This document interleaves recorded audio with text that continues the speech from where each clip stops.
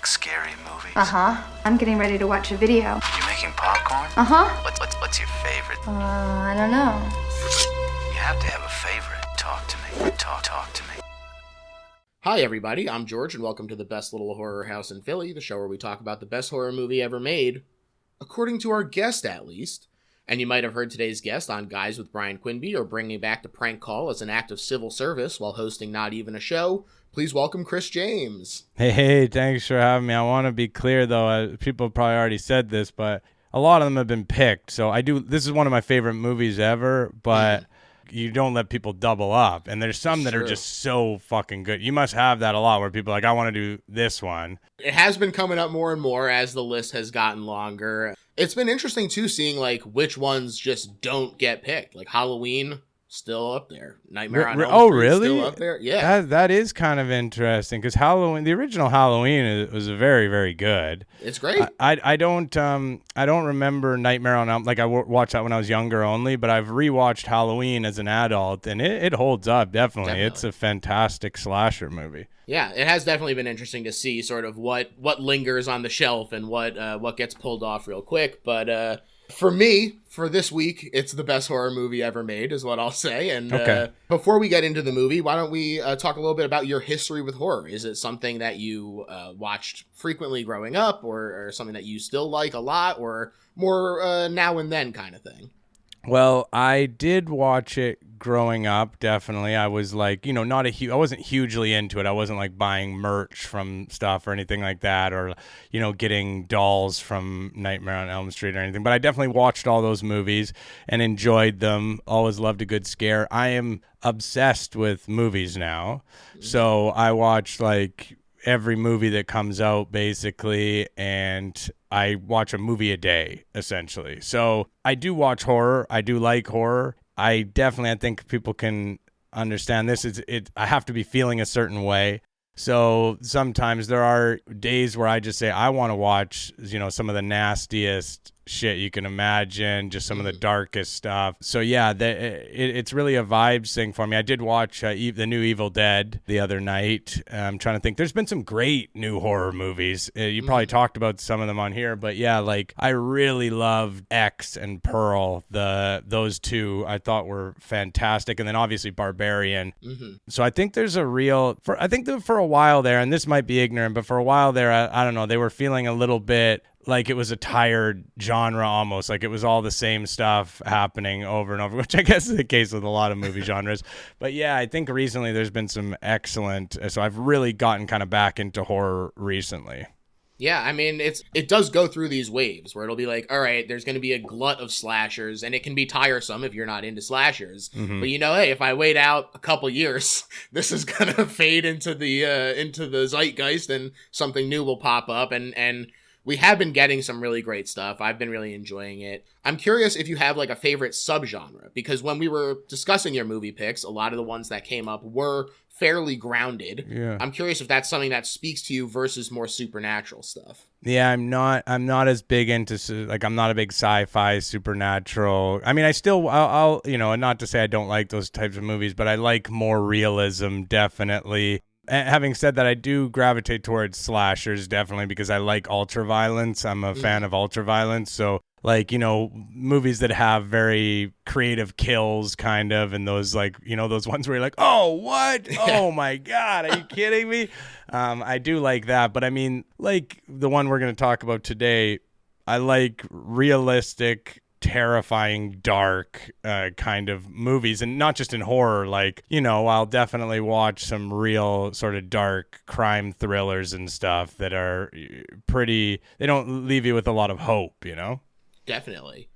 And that is a great transition, because the movie we're talking about today is Kim Jee-Woon's I Saw the Devil. Many of the most famous Korean crossover hits tend to be sort of baked in revenge as a theme, including Park Chan-wook's entire Vengeance trilogy, all incredible, and Kim's own 2005 banger, A Bittersweet Life, which is one of my favorite Korean movies. Great movie. And part of what makes these movies so appealing to me personally is twofold.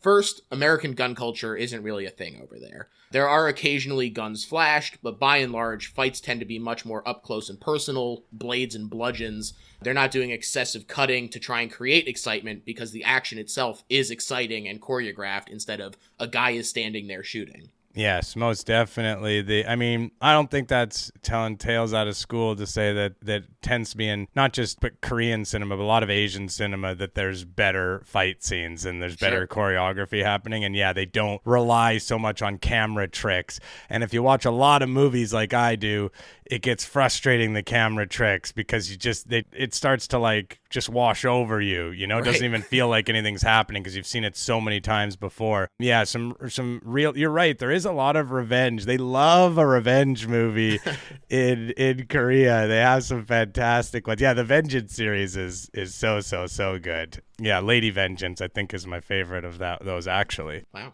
But yeah, I think along those lines, that is what makes this. I love revenge movies. And I think this, for me, is the best revenge movie that has ever been made. And I really do believe that. I don't think that anyone's ever gotten it so right on a revenge film. Yeah, and I think that is what this movie is getting right, because revenge is dirty work. Mm-hmm. And they're not shy about the violence. That's sort of part and parcel of it. And what also makes the movies so exciting is that they really do take the hits a lot of times. Choi Min-sik, who plays our antagonist Chung Kul, said, I've been beaten up so many times in films, and we don't fake it. We actually have to fight when we shoot to make it real and to save film and time. Even the props that aren't real, like the bats, are plastic. They're still really hard. It still hurts. Yeah, I think about that often, that like if you're willing to do it, that obviously to film things actually happening. I was thinking about it with drunk people in movies the other day, just sort of along the same lines, and that like the only way to make it look truly realistic and truly real is have the person be drunk if they're able to. And I think it used to happen in older cinema a lot, that, you know, maybe before, when it was acceptable to be drunk all the time. But yeah, that you're like, oh, this guy's really good at acting drunk, and you like look into him and you realize this guy was like an alcoholic. He was drunk all the time, so he was probably. But yeah, a real fight is obviously, you know, you can do a lot with blocking and things like that, but nothing's gonna ever make up for, or, you know, come close to the real thing, actually watching people fight on camera. Yeah, I just want to step in and say that I love Choi Min-sik. Absolutely, for me, he is one of the best actors, period, in the world. And obviously he's famous from Old Boy. People would know him from that, but he has so many. He has like something Admiral Roaring Currents is a fantastic movie. And then now I forget the name of it, but there's one where he's hunting a tiger. Oh, I don't think I know that one. Yeah, he's a tiger hunter, and he like has to there's this man-eating tiger. And I've seen so many of his movies, and I'm blown away every single time. I just think he's such a good actor. Yeah, he is really incredible. And so I have the Blu-ray, and there's a behind-the-scenes documentary on it that I really enjoyed. And the fight choreographer, Jung Do-hong, said that Kim Jee-Woon's concepts are so precise that it really lets them, like, it really helps them out because they're so conceptually clear, and he's able to answer questions. Like, as a director, he's able to actually have like a vision in his mind of what he wants the fights to look like, which is helpful for a choreographer to be like, okay, this is realistic, this isn't realistic, we can make this happen. So that sort of working together, I think, is really crucial. And Kim himself talked about how expertise can be shackling, is what he said. And not knowing much about, say, wrestling before making The Foul King opened him up to experimentation and that collaboration. So I really love that sort of idea of being open to new things and just taking a crack at stuff you're not an expert in. Yeah, because I was gonna ask, like, does he have a background in fight choreography? Is he potentially a martial arts guy himself? But it's not the case. No. Yeah. No, the fights in it are really, really good. And there's just some really, really horrifyingly wonderful violence in it as well. I mean, obviously, a lot of people will get to it, I'm sure, and talk about it. But where he slices his Achilles is, you know, I don't know. You don't really see that too often, that type of violence. Right, especially unflinching like that. Yeah, totally. Our protagonist, Kim Soo-yeon, is played by Lee Byung-hun, reunited with Kim Jee-Woon from A Bittersweet Life and The Good, the Bad, the Weird. Each delightful. I'm a big fan of this guy. He's impossibly handsome. It's incredible. He's got that jawline is just incredible on him. Yeah, he really is, and he's really that cool, calm, collected kind of character, you know. Yeah, great action star. Good, the Bad, and the Weird is The Good, the Bad, and the Ugly remake, right? Yeah, it's like taking place in Manchuria, and it's this cool like train heist thing. It's a lot of fun. That is a fun movie for sure. Choi Min-sik, like you said, he is known for Old Boy, but he's also got his start on stage and screen. He had to work his way up, a real actor's actor. Broke out as a film star in 2 cult faves, Number 3 in 97, and The Quiet Family in 98, also directed by Kim Jee-Woon. So double reunion for the actors. Wow, that's cool. Maybe I haven't seen that, A Quiet Family. Maybe I'll watch that. It's a fun one. Yeah, I like that one a lot. Min-sik said he does tend to go a little method, and if he became any more immersed in the role, he might have gone to prison. I grabbed this quote from an interview, which I've slightly edited for clarity and concision, but he said, when I first saw the script, I felt this person could only have been born this way, with evil genes. He looked like everyone else, but who he is became incredibly sad to me. However, the victim is sacrificed by this utter psychopath, and having been embroiled in a huge amount of sadness and anger, transforms into a devil that's even worse than the psychopath. I found that idea and process very interesting, almost a reversal of the origin of violence. And these two characters being gridlocked in these extreme acts would be of interest to viewers, and in some way contaminate them in the process. And what lay beyond the acts of violence of the two men was what I really found interesting. It grows to such an extreme that it almost becomes comedic in a sense, and objectively watching it, you can see it's true. It's true. If you haven't seen this movie, it does at a point because, we'll get into it. But he puts a tracker on him, and he's just continually fucking with this guy, and it's so violent and horrifying. But at the same time, you're like, oh god, he's got him again. Like, are you kidding me? Yeah. And he just says, I wanted to take a look at this contamination of violence and violation. We share society. Being rather overwhelmed with acts of violence, and in the world we live in now, to share the terror and feelings of fear that come with it and get that catharsis. So I thought that was an interesting quote from him. Yeah, very thoughtful. Not surprising. He seems like kind of a thoughtful guy. I mean, listen, that's all beyond. I'm like, I like seeing him do you know what I mean? I'm like a classic dumb guy. I'm like, get his ass. He's bad, But I mean, obviously there's more to it. And this movie definitely makes you feel differently than just a standard revenge movie. It doesn't like, even a dumb guy like me who's just like, get him, it's forcing you to be like, oh geez, like this is, like he said, the person becoming worse than, like it really does bring that to you, like, okay, is there something wrong with this? Is this guy worse than that guy? And it really sort of forces you to look inward as far as how violence works in this world. And so I definitely, even for a dumb guy, this seems to have some meaningful messaging to it. Yeah, I like what Lee Byung-hun said in an interview a few years after the movie. He said, I think this is a movie that shows how a person loses a sense of who they are after losing the one they loved. It seemed like the unexplainable emotions that my character felt could be worth being questioned by others, and that's why the scenario was appealing to me.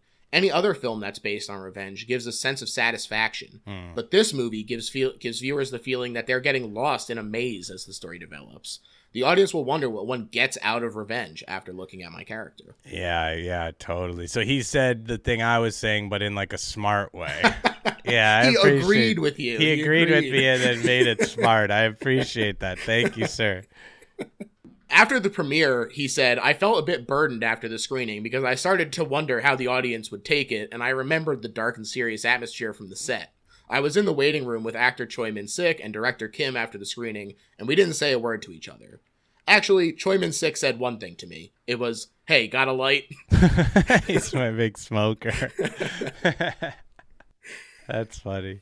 So the movie did come out, so it got a restricted screening rating, not once but twice, which they thought was a joke at first. Restricted films are considered, quote, a highly bad influence to universal human dignity, social value, good customs, or rational emotion. Yeah, I mean, listen, I'm not for censorship or anything, but if that's what if that's what they're going off of, then I would say this would be a movie that would, I mean, it is really extreme. It rides the line. It rides the line. Definitely. This did prevent any release in theaters or home video until they cut a minute and a half out of it, basically. And it finally released in South Korea on August 12th, 2010, where the brutality and interesting tone led to a mixed reception, fans and haters alike calling it horrific. Yeah, that's right. Yeah, that's that. Now I am wondering, I can't help but wonder what was in that minute and a half. Yeah. That they cut out, because the movie's so fucked, and it's like, what was in there that they're like, that was so bad that they're like, this is too bad to even show, that I would love to actually, I wonder if there's any way to find out what those, or if those deleted scenes exist, or if they ever did get released, There are some deleted scenes on the Blu-ray.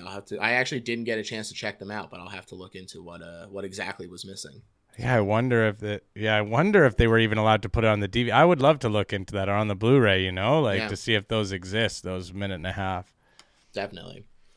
So let's get into the actual movie. It starts off with this slow drive through a snowy Korean countryside. We eventually rest on Joo-Yeon, waiting for a tow truck and excitedly talking about her plans for the future on the phone. Oh. People say it's good to be present, live in the moment. And there's a lot of good reasons for that. But for me, chief among them is you never tempt dramatic irony about getting murdered. Yeah, no, I mean, it's tough because the movie's what it's about kind of even going in. And as soon as that character starts talking about the plans for the future, you're like, uh-oh, this person ain't going to have a future, I don't think. That's right. And we learn from the man on the other side of the phone call, Special Agent Soo-hyun, that it's her birthday. So that double irony signs her death warrant. I forgot that it was her birthday. They really piled it on. She's pregnant as well. That's right. And he doesn't even know. Yeah. I love this little character moment early on where Soo-hyun sneaks away to sing to her, and then somebody walks in and he covers it up like he wasn't doing that. Yeah. He's got to be that hard. He's like a special agent. He would be like a CIA guy. Right. Yeah. Right. Back at the car, Choi Min-sik's Jang Chung-kul approaches and offers to fix the tire, but she declines. And he does this amazing, creepy, delayed smile at her while he considers what to do. Oh, man. God. And yeah, it's like he just immediately, you are fucking creeped out by this guy. He just does such an incredible, that's what I recall too, is with it takes moments for you to be like, your hair is standing up on fucking end from this guy. He just embodied a horrible, horrible serial killer so well. Yeah, and he suddenly shatters the window, he starts bludgeoning her, and then he takes a moment to soak it in and look down at her face, and you're just like, this dude is so fucked. Yeah. This guy is you're so like, I hate up. This guy. I hope somebody gets serious revenge on him. Yeah, this is very effective. Mm-hmm. He drags the body away. We get this great title card of the wide shot of her vehicle torn open with the text in the negative space. Really great stuff. Yeah, really, really good. Yeah. Then you get this impactful cut to Joo-yeon in the body. We think she's already dead until her eyes fly open and you realize, oh, it's just getting started. Yeah, that's kind of the that's where it sort of sets the tone for the movie. Okay, a normal movie, this scene would be over now, but we're going to show you even more violence. It's really, in revenge movies, you want the victim initially early on to be very innocent and very, if you want to really create anger towards this, and I think they do it really well. Like you said, birthday, looking forward to life, pregnant, and the best one ever in the history of revenge movies, though, is Once Upon a Time in America.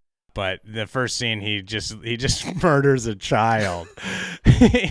That scene, it's just like the opening scene, he just brutally murders a child. Sure. Oh.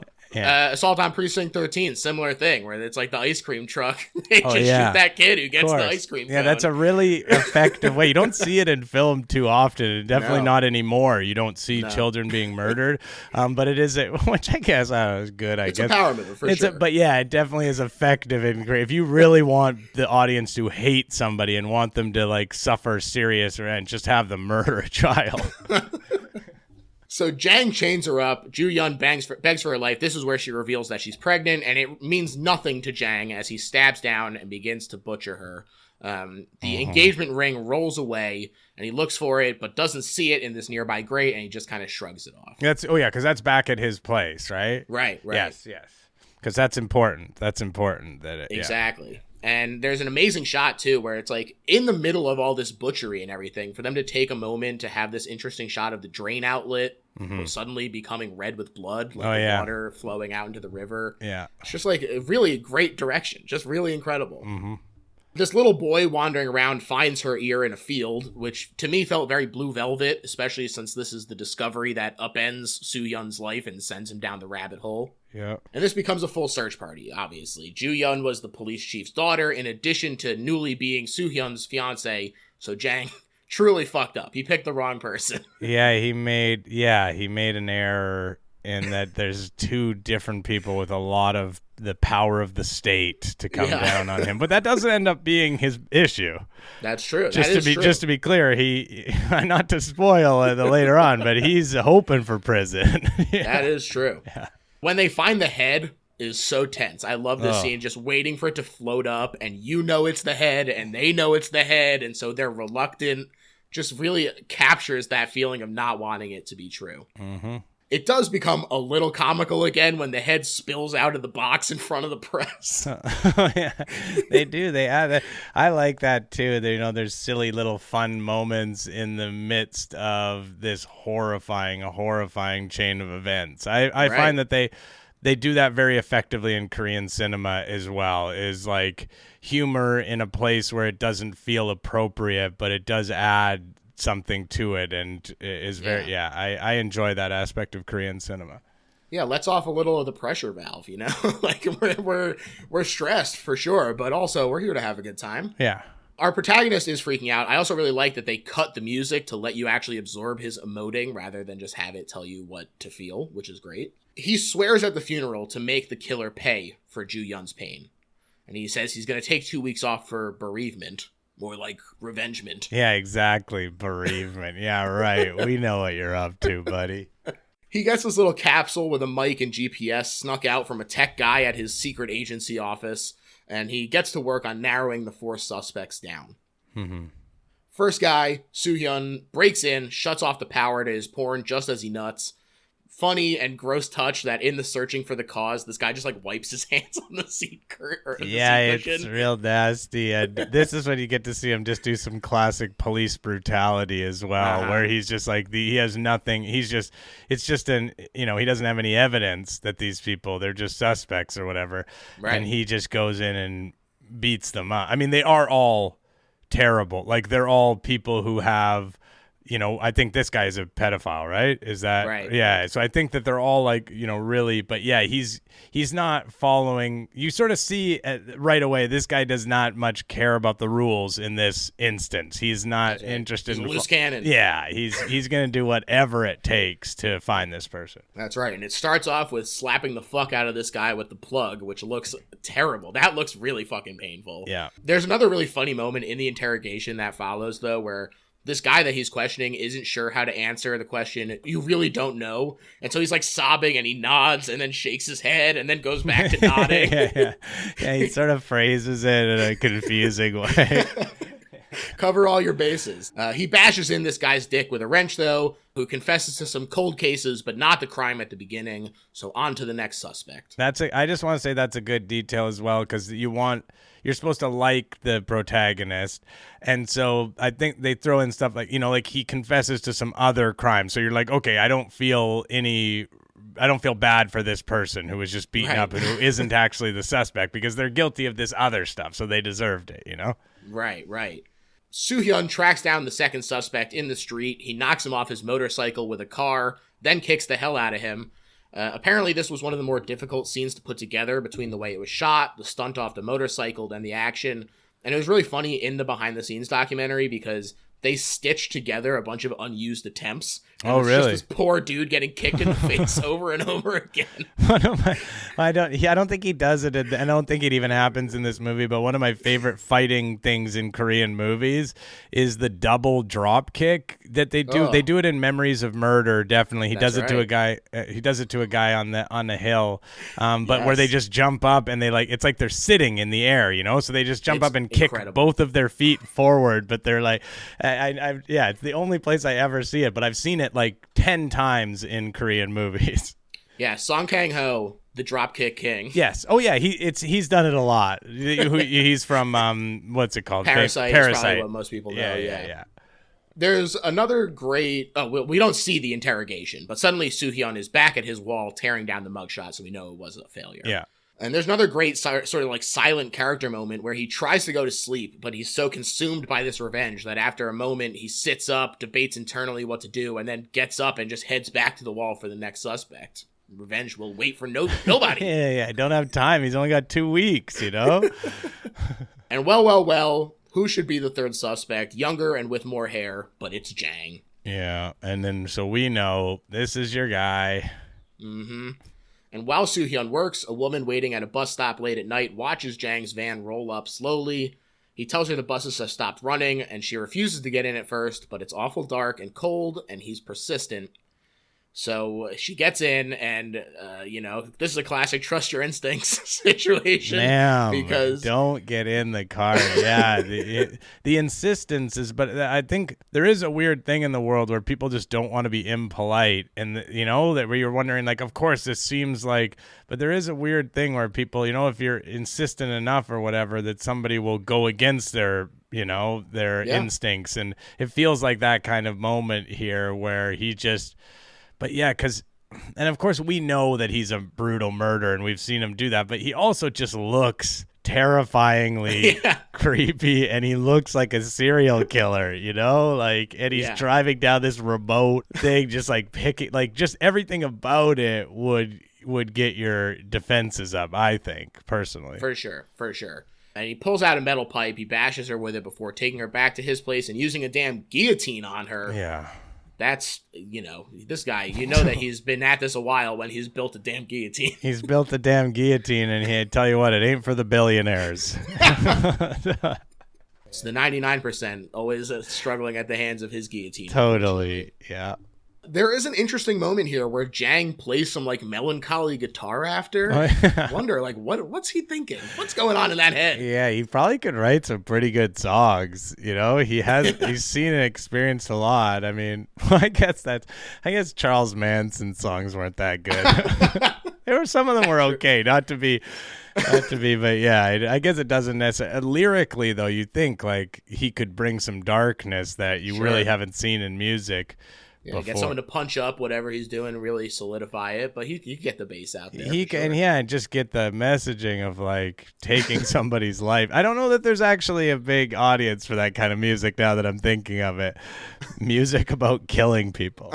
There's this movie Strangler versus Strangler, and it basically the plot line is like this dude starts strangling women, and someone is like, "Oh, that's cool. I'm gonna write a song about it from his perspective," and then everyone's like, "Well, this musician is obviously the strangler, right?" yeah. Wait a second, man. You're like, this is not. We haven't caught the guy yet. So pretty fun movie. I would definitely recommend it for people. But so there's at least two killer songs out there. Yeah.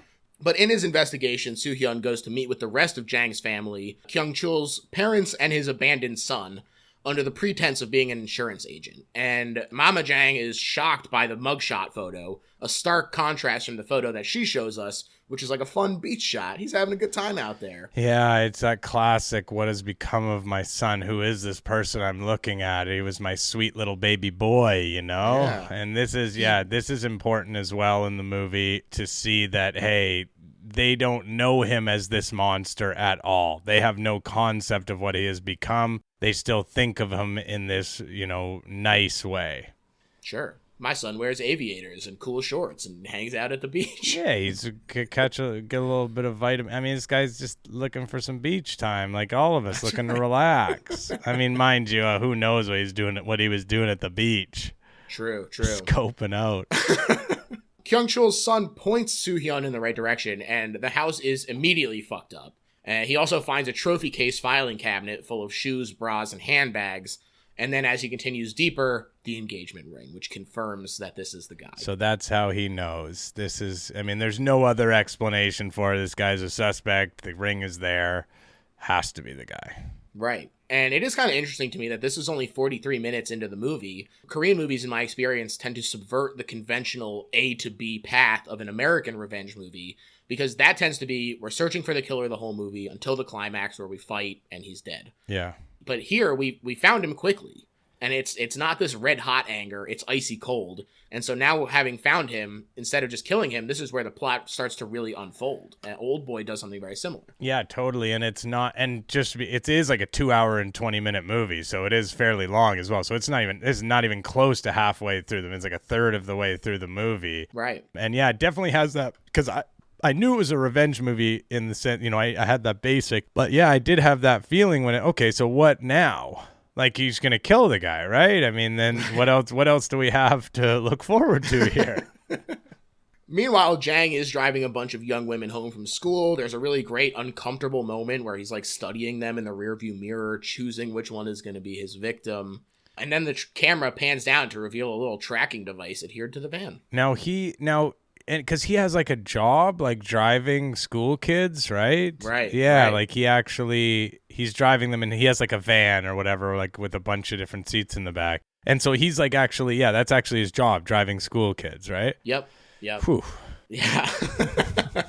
There's a great transition to night with the little set of lights on the rearview mirror clicking on, and unfortunately one of the girls fell asleep in the back, so he takes her back, digs a shallow grave, and he's about to rape her in it when someone says his name. Mm-hmm. He grabs his scythe and goes to investigate, and he sees Soo-hyun roll up, casual as you like, straight ahead.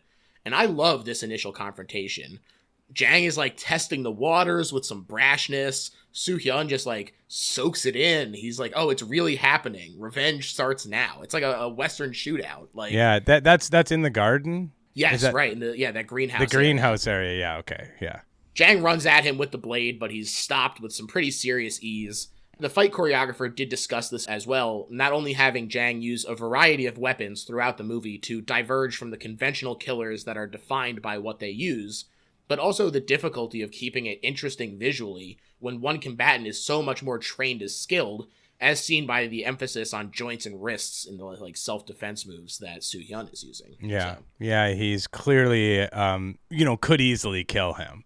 And right. So, yeah, there is that. Yeah, it's hard for it to remain interesting. That is, I never thought of that, but yeah, that is smart. Just have him use a bunch of different fucking weapons.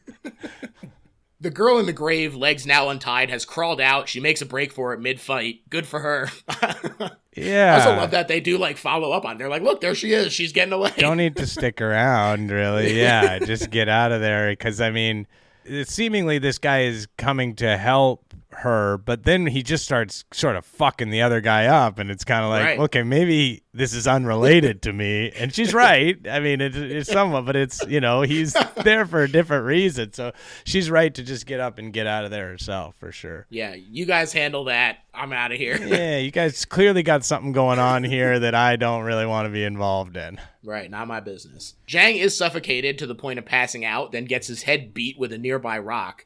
And it's only with great difficulty that Soo-hyun does stop himself from fully killing this guy, instead shoving the tracking capsule down his gut, which that's also very gross when he's just like poking it down his throat. Totally. Ugh. And it is like, yeah, you can see he does have to stop him, because which makes sense, you have him here, this is the monster who killed your wife and unborn child, and you would want to kill him, but he knows he's got a little more in store for him than just death. There's a death is too easy. There's like a old quote. I don't know what it is, but it's something like that. Like death is like too kind of a something for certain people. Right. It's the sweet sleep of death would be nothing compared to what he has in mind for this guy. Exactly. Jang wakes up with an envelope stuffed full of cash sitting on his chest, which he finds baffling. But he does count himself lucky to be alive, for now, since Soo-hyun is watching. Mm-hmm. He hails a passing taxi who takes him in, saying it's on the way for the guy in the back. Oh, The driver and the passenger Oh are no! both very sketchy. I forgot that these fucking everybody who encounters this guy is just fucked. You know. That's right. It's an isolated area. Jang's shit has been kicked in 6 ways to Sunday, so he takes the ride. And there's a great 360-degree shot in the car here, where if you look close, you notice that the driver doesn't match the taxi license photo, which I really enjoyed. Oh, yeah. Yeah, that's right. And the man in the back nervously grips a knife out of sight, and suddenly Jang laughs. You think we're all lucky? You seem pretty unlucky to me. And there's more just awesome standoff shots as they all wait to see who's going to make the first move. Yeah, they're clearly all bad guys, you know, and they're all like, yeah, it's he basically just he kills them. Just to be clear, and he sort of just does it because they're like annoying to him mostly, you know. And I guess the other guy does have a knife, so he probably thinks maybe they're gonna do something to him, but he's mostly just like kind of annoyed by them, and he just decides to kill them. That's right. He is the one to act first. He grabs his own hidden knife, jabs the driver's throat out, and then lunges into the back. He goes hog wild as the car spins out, and the camera spins with it. And the way they shot this was pretty cool. Choi Min-sik said, the external shots were shot previously, and we composited those in. So in the backgrounds of the scene, that all happened previously. And then the interior shots of the cab were shot in a studio. And what we did was took the body of the taxi cab, cut the top of it off, replaced it with panels that were acrylic so you could see through the taxi into the interior, and we spun that taxi contraption around and had the camera moving back and forth out of frame, in and out, with the taxi spinning in there as well physically. And you literally see this in the behind-the-scenes documentary where they talk about the second unit director having to hang from a wire with the camera to shoot it with no cuts.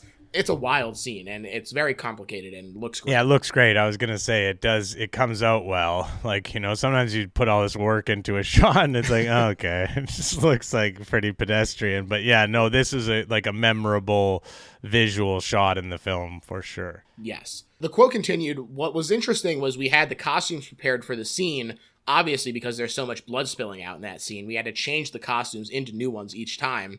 We changed costumes about 3 times, but for the 4th time, because we didn't have multiple copies of the clothing, we actually had to quickly wash one set of clothes. And even though it wasn't completely dry, we had to just put those on and shoot again for the 4th time, and that was the one where we got it. So they're all in soaking wet clothes there. That's funny. Jang finds the corpse of the actual taxi driver in the trunk, and he loots a bag of clothes from it before dumping the corpses, which Soo-hyun discovers the following morning. And this unsureness of what's going on has left Jang adrift. And he sort of tries to re-anchor himself by lashing out in this hospital. He threatens the doctor, and he forces a nurse to strip in absolute agonizing silence. Oh, that one is like a tough scene to watch. Yeah. For real. Like, you know, even all the violence and stuff, like that one is just so fucking uncomfortable. The actor who's playing the nurse does a really, really good job because you just feel so horrified for her and what she's experiencing and potentially going to experience. And yeah, it's a really, really awful scene. And then what happens? Our man rushes in and smashes Jang in the face with a damn fire hydrant. This is when you sort of realize that he's just gonna fuck with this guy. You know, this is where it sort of dawned on me, at least, that like, oh, I see what his thing is, you know, is that this guy is going to continually beat him and hurt him to just close to death and then let him live. And yeah, this is the scene where he does cut his Achilles, right? Yeah, he says this is just the beginning. Your nightmare's only getting worse, which is chilling. And then, yeah, he cuts open Jang's Achilles tendon, which is cripes. Yeah, it's really, and you see it. Yeah. I laughed a lot when he rushes in, he hits Jang with his fire hydrant, and Jang just goes, "Who the fuck are you?" Yeah. What is going on? Because he's killed so many people, so he doesn't really know. You know, like he probably doesn't have a great understanding. Oh, you must be related to this person because he's killed so many different people. Right. And Jang is talking to himself in the car afterward while Soo-hyun eavesdrops with the faintest of smiles. The lighting of Jang is red and frenetic while Soo-hyun is cool and blue. It just is it's all coming together. Jang goes to visit an old pal who's also a killer named Tae-ju. Oh, this guy, the guys who are the cannibals. That's right. Oh, Yeah, this guy is so fucking awful. The big, huge guy who's just like so He's nasty. He's eating flesh and stuff, and he's like eating it like ribs, you know, where he's just like, like, oh man, this one stick. Those scenes stick out as well. There really is. This movie really ruled. If you haven't seen this movie, I mean, I guess you probably have now, because why would you be listening? You know what I mean? Like, right, for sure. Yeah, we're talking all before listening. But yeah, man, it doesn't have any real slow parts to it. No, definitely not. I also love the disturbing implication of the very funny line that Jang is like, "Aren't you sick of it? Like this is all this guy eats." And he says, once you've had it, you never get sick of it. It's like, oh god. Cannibalism, yeah. I seen that. What was it? Oh, there was that movie Bones and All. Did you watch that? Right. Did you watch Timothy Chalamet? Yeah. I actually didn't get around to that one yet. I heard some mixed things, but it did sound interesting to me. I liked it. It's not what it seems like it's gonna be. Like, it's much more. It's like comic bookish. You know what I mean? Like, it's not like I thought it was gonna be this dark, like romantic like thing, you know, but between cannibals. But it really has like a comic book feel. Like, it feels like a weird. Like, I would liken it to John Wick in the sense that it feels like it has this like weird world where like cannibalism is just acceptable. Do you know what I mean? Like, it's like a different reality than what we live in. It's kind of cool. Yeah. Sounds interesting. These two killers apparently met, forming a militant group trying to fuck over the world, which that's a funny phrase. Yeah, that's great. Try to fuck over the world. And these two killers do speculate about Soo-hyun. Tae-ju says he's our kind. He's enjoying the excitement of the hunt. I think you're screwed this time. You created a monster. Mm-hmm. Yeah, he's right. He nails it, definitely. I mean, this guy seems pretty smart, honestly, because he's the one who tells him that it's a relative, probably, right? Yeah. Yeah, this guy's pretty smart and insightful, this cannibal murderer. I guess he's been getting away with it for long enough. He knows all the tricks. Yeah, it's true. He lives in, I was going to say he lives in a nice place, but it's just some people they killed. That's right. Yeah, that's right. It's they literally have the real homeowners are like down in the fridges that they've cut up and eaten. That's right. And he does go to do a little meal prep. He looks at these leftovers. Who hasn't been like, I ate all the best parts already? Oh yeah, we've all been there before. Like, I guess I'll make a stew or something. Yeah. He's interrupted by Soo-hyun though, and Jang wakes up in the other room, almost sensing his presence. He grabs a hunting rifle off the wall and chases Soo-hyun out of the kitchen, but the chase is still on, so he sneaks back into the house. There is a great little levity moment where the cannibal is trying to free himself from the screwdriver that his hand is impaled with, and it's in the table so hard that he yanks the grip off and has to slide his hand up and off instead. Yeah, it's nasty. Visually, it's nasty, but it is also funny, definitely. Yeah. Soo-hyun does sustain a few injuries in the process, but dispatches Tae-ju and captures Jang, literally breaking a metal spear apart on his damn dome. And Jang gets dumped in a tunnel, and when he wakes up, he correctly identifies Soo-hyun's fiancée and says, "Hey, you underestimated me, fucker, and you'll regret not killing me." This is when he reveals the pregnancy to Soo-hyun and attacks a random pharmacist as just like punishment. He's like, "Hey, if you're chasing me, then I'm just gonna fucking kill everybody." Yeah, which, I mean, listen, I feel like he is doing that anyways, but he's just sort of using it like, hey, listen, you know, other people are gonna die. It's like, come on, man, that's like your whole thing is killing people. Right. But yeah, it is sort of the first turn where because later on there's incredible, near the end of it, there's one of the most incredible scenes in a movie, but where you sort of get this sense like maybe he might be a formidable opponent, even though like this guy is chasing him around and fucking with him so badly. That's the first sort of the idea that, hey, this guy, he might be able to fucking go toe to toe, this serial killer, you know, like he might be able to actually do something in this whole, I don't know how, but you just feel it like he's not going to be able to win in this battle against this serial killer. Yeah. Jang does sift through his poop and finds the capsule, so he's onto him. He shoves it down some random taxi driver's throat next and steals his cab. Soo-hyun arrives seconds late, and now the trail is cold. which is also kind of a terrifying concept. Now they're back on sort of even footing here. Soo-hyun goes to the hospital. He questions the recovering Tae-ju, who warns him that Jang always gets even. First your girl, then her family, then he'll give himself up to the cops, so revenge is off the table, which Jang has already called ahead to set up.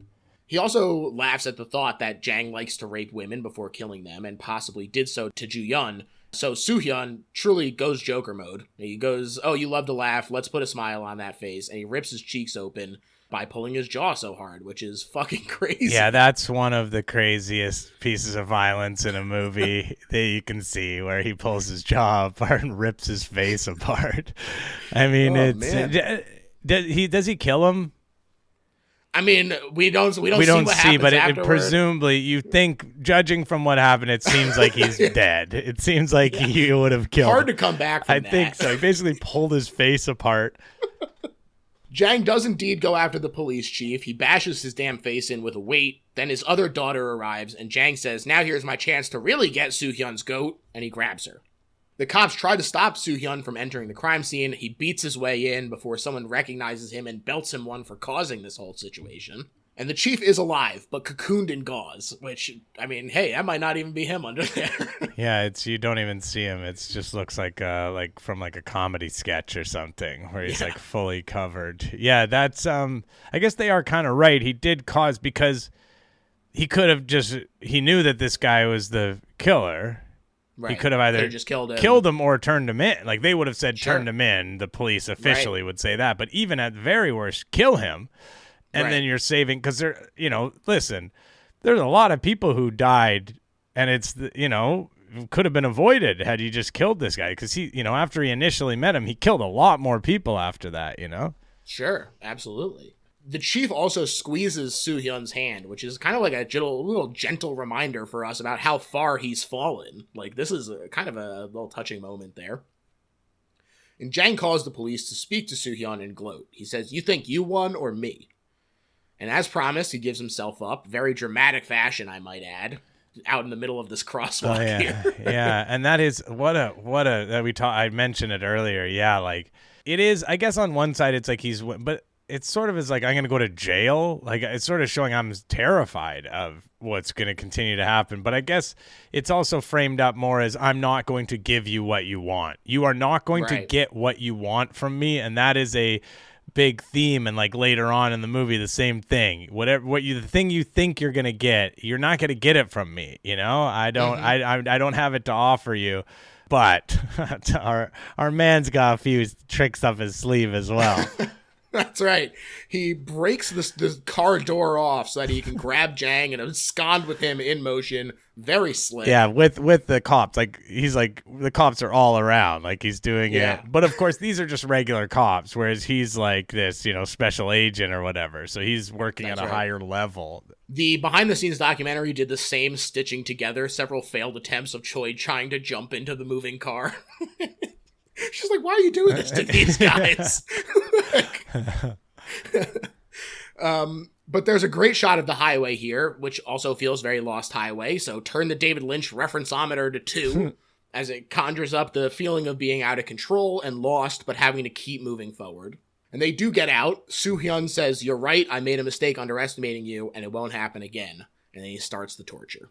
Jang immediately begs for death, though. He earlier says that cowardice comes from imagination. Mm-hmm. And so try not to imagine. Oh, no, that's an Old Boy. Sorry. Yeah. I watched that recently. I was going to say, I think that's a different film. That is Old Boy. Well, it still applies. Cowardice comes from imagination.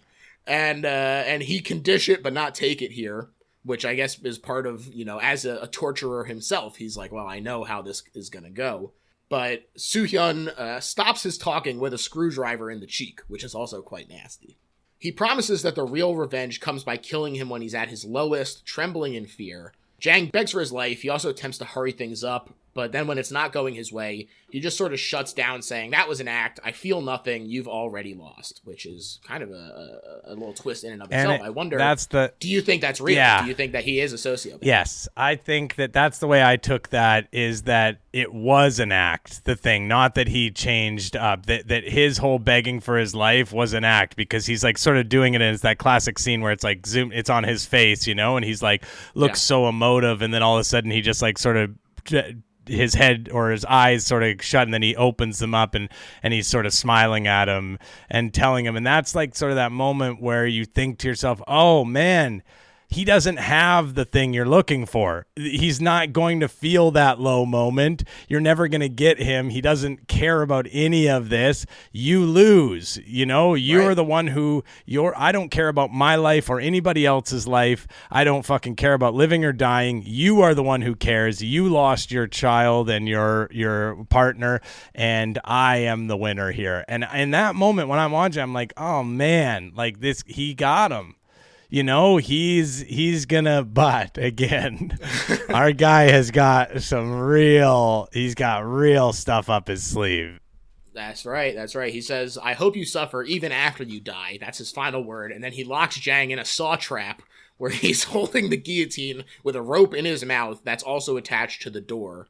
And who should arrive but Jang's parents and son, as Soo-hyun walks away like a badass. So that is, because when you first see it in his, you know, you're like, it's attached to the door, and I'm trying to like do I'm trying to like figure out, what is this? What is going on? Right. How will it release? What are we setting up for here? And yeah, when you see the young son and the mother, and then that for me, I was like, oh my God, like he did figure it out. He did figure out the one thing that he cares about, and that is he wants, you know, his family or whatever. He still wants them to think of him in this normal sort of way, and he still actually does care about those people in a weird, bizarre way.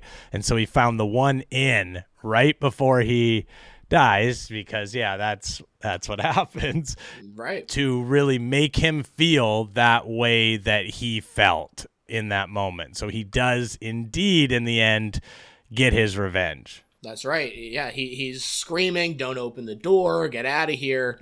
But they do open it. They release the trap. It chops off his damn head, which rolls over and scares the fuck out of them. Yeah.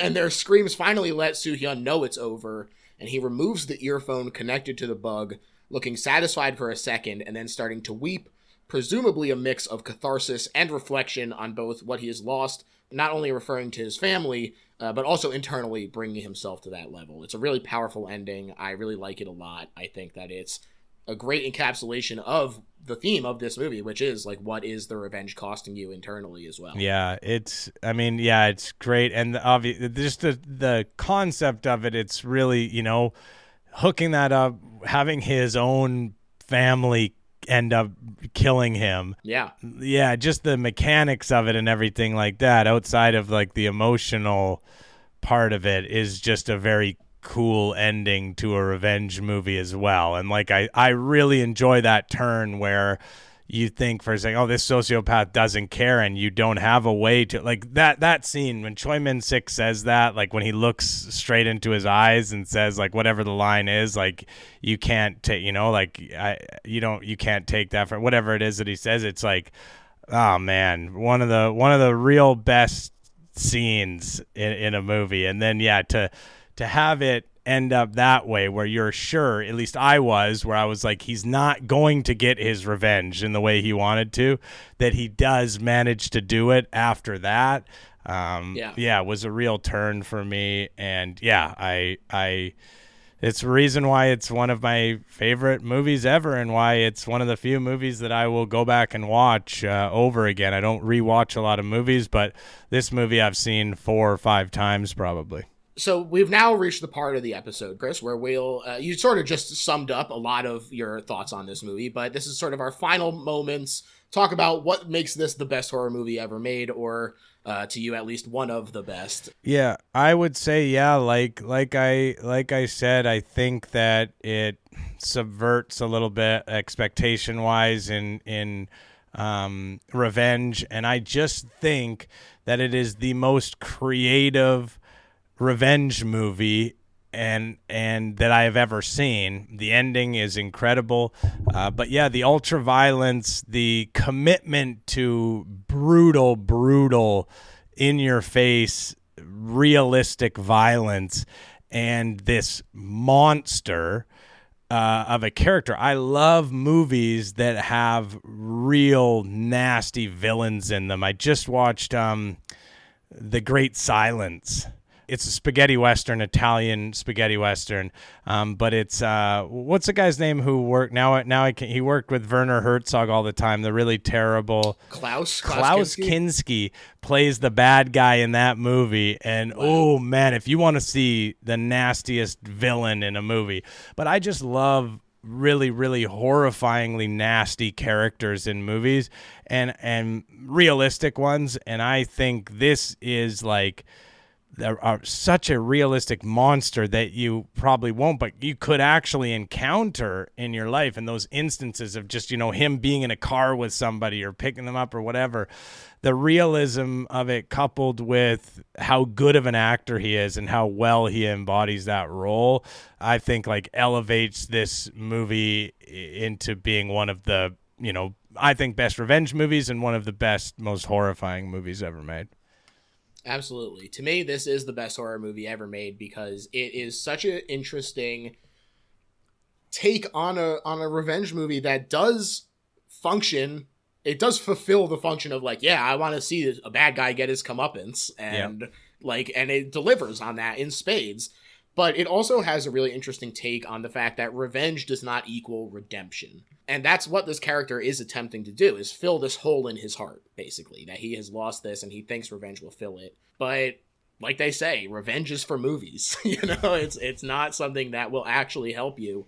And we do see that you can almost be like, well, it's not only sort of a hollow victory, but almost even a Pyrrhic one, since it does come at the cost of his own integrity and like... Probably job, like, in a more material way. Yeah, like his job. I'm sure he can't continue to work in his job anymore. He has to. He's a fugitive now. He's like he's a fugitive from the law. Yeah. And he was brought down to the level of the man that he was seeking revenge against, and so he saw the devil and became him. That's right. And I just think that that's really great. The performances are incredible. We've been gushing over them the entire episode, but Choi Min-sik and Lee Byung-hun, both incredible actors, not just within the scope of Korean movies, but within movies in general. They're both absolutely incredible. I think that they deliver here with one of the best directors working, and I just love it. I think this movie is incredible. It is sort of something to work up to, maybe, if you're not super into violence, but I do think it's worthwhile for even people who do struggle with it. I think it might be worth your an attempt, at least. Yeah, you might find yourself turning away from the screen at times. It's it's not like Ichi or anything like that at that level, but yeah, it has torture and it has proper ultra violence that we've described in this. So if you don't like that, you might look away, but I still think you could enjoy the movie. Honestly, I really do, because I think, it's just a fantastic movie. And yeah, definitely, if you take one thing away, go find Choi Min-sik movies where he is the lead actor in them and watch him. He is fucking fantastic. And I don't think enough people, like North American people, have seen a lot of it. I think a lot of people have maybe seen this and Old Boy, but haven't seen a lot of his films. And he's just fantastic in everything he does. That's right. That's absolutely right. That's it. Chris, I want to thank you so much for coming on the show, man. This was an absolute blast. Please tell the people where they can find you, where they can listen to you, all that jazz. You can find me. Not Even a Show on YouTube is my YouTube prank channel. Not Even a Show on Twitch. Not Even a Show on Patreon. And then, as you mentioned, I do a podcast called Gayest with Brian Quimby, and where we talk about a different type of guy each week. It's a really fun podcast. We've got some episodes coming out. We did Zach Cherry we have coming out as a guest. We have Derek and Drill, Libby Watson. So yeah, some great guests on there, and it's really, really fun. People enjoy it a lot. So yeah, go give that a listen. Hell yeah, I've been really enjoying it myself. I will recommend the Autographs Guys one as a really interesting place to start, especially for horror fans who, you guys spoke a lot about sports memorabilia on that episode, but it's definitely a thing in horror as well, that people go to these cons and everything. So a pretty fascinating look at the autograph guys of the world. So check that out. As far as my plugs, you can listen to more episodes of the Best Little Horror House in Philly, where we have also all kinds of great guests, including Mike Mitchell from the Doughboys, who has also been on Guys. He did Hot Sauce Guys. That's right. Him and Nick came on, yeah. We have some very cool cartoonists like Corinne Halbert and Branson Reese. Oh, I have a Branson Reese T-shirt. I love Branson Reese. Yeah. Oh, he's incredible. Swan Boy, amazing, and he's a very smart guy and very funny as well. So definitely check out that episode that he did. And if you're really enjoying the show, there is a Patreon with bonus episodes where things that don't necessarily fit into the category of best horror movie ever made, things go over there. So like Branson came back to talk about the 13 best animated shorts from 1929 to 1953. So, yeah, sometimes you just got to do that. And so that fits over on the Patreon. So all kinds of great bonus episodes. Rate and review if you're enjoying it. Twitter, I'm not really on Twitter anymore, so I'm not even going to bother plugging that.